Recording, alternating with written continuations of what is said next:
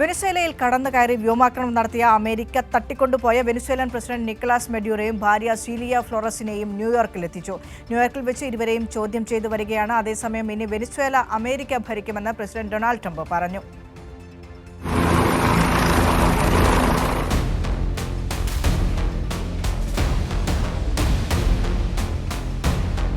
വെനസ്വേലയുടെ പരമാധികാരത്തെ വെല്ലുവിളിച്ച് അമേരിക്ക നടത്തുന്ന ആക്രമണത്തിനാണ് ലോകം സാക്ഷിയാവുന്നത്.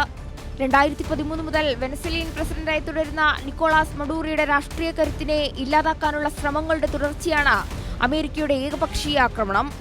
മഡൂറോയ്ക്കെതിരെ 2 കേസുകൾ മൻഹാട്ടൻ ഫെഡറൽ കോടതിയിൽ രജിസ്റ്റർ ചെയ്തെന്നാണ് ട്രംപിന്റെ പ്രഖ്യാപനം. ആയുധലഹരിക്കടത്താണ് വെനസ്വേലിയൻ പ്രസിഡന്റിനെതിരെ ചുമത്തിയിരിക്കുന്നത്. അധികാര കൈമാറ്റം നടക്കുന്നതുവരെ വെനസ്വേലയെ അമേരിക്ക ഭരിക്കുമെന്നാണ് ട്രംപിന്റെ വാദം. What we are able to do and accomplish will make the people of Venezuela rich, independent and safe. എല്ലാ അന്താരാഷ്ട്ര നിയമങ്ങളെയും വെല്ലുവിളിച്ചുകൊണ്ടാണ് അമേരിക്കയുടെ അധിനിവേശം. വൻ എണ്ണ സമ്മതി ലക്ഷ്യമിട്ട് ഏറെക്കാലമായി അട്ടിമറിക്ക് അമേരിക്ക ശ്രമിക്കുകയാണ്. ചാർസ് സംഘടനയായ CIA നിയോഗിച്ച് നടത്തിയ നീക്കങ്ങളെല്ലാം പരാജയപ്പെട്ടതോടെയാണ് നേരിട്ടുള്ള ആക്രമണം.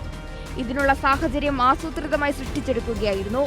അന്താരാഷ്ട്ര നിയമങ്ങളും ജനാധിപത്യ മൂല്യങ്ങളും കാറ്റിൽ പറത്തിയുള്ള US സേനയുടെ നടപടിക്കെതിരെ ലോകത്തെങ്ങും പ്രതിഷേധം അണപൊട്ടി. വെനസ്വേലയിൽ ദേശീയ അടിയന്തരാവസ്ഥ പ്രഖ്യാപിച്ചു. വെനസ്വേലയെ ആക്രമിച്ച് കീഴടക്കിയ അമേരിക്കയുടെ അധിനിവേശത്തിനെതിരെ ശക്തമായ പ്രതികരണമാണ് ചൈന നടത്തിയത്.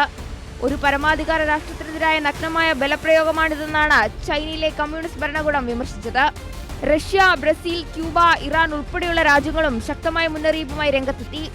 ട്രംപിന്റെ തീരുമാനം അമേരിക്കയെ കൂടുതൽ അപകടത്തിലേക്ക് തള്ളിവിടുമെന്നായിരുന്നു അമേരിക്കൻ മുൻ വൈസ് പ്രസിഡന്റ് കമല ഹാരിസ് പ്രതികരിച്ചത്. ട്രംപിനെതിരെ കടുത്ത വിമർശനമാണ് സോഹ്റാൻ മംദാനിയും ഉന്നയിച്ചത്.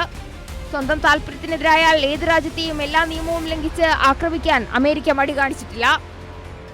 International desk Kairali news.